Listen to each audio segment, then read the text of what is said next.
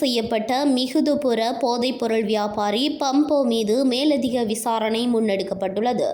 அம்பாறை தலைமையக போலீஸ் நிலைய ஊழல் தடுப்பு பிரிவின் உத்தியோகத்தர் குணவர்தனவிற்கு கிடைத்த ரகசிய தகவலின்படி கொழும்பிலிருந்து அம்பாறைக்கு போதைப்பொருள் கொண்டு சென்ற பம்போ என்ற போதைப்பொருள் வியாபாரியை அம்பாறை தலைமையக போலீஸ் ஊழல் தடுப்பு பிரிவினர் கைது செய்துள்ளனர்.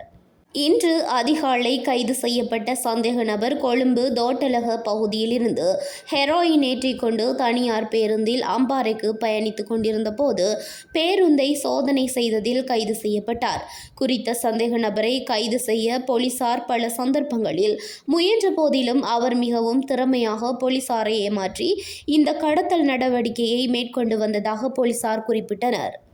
கைது செய்யப்பட்ட சந்தேக நபரிடமிருந்து 2677 மில்லிகிராம் ஹெராயினை போலீசார் மீட்டனர்.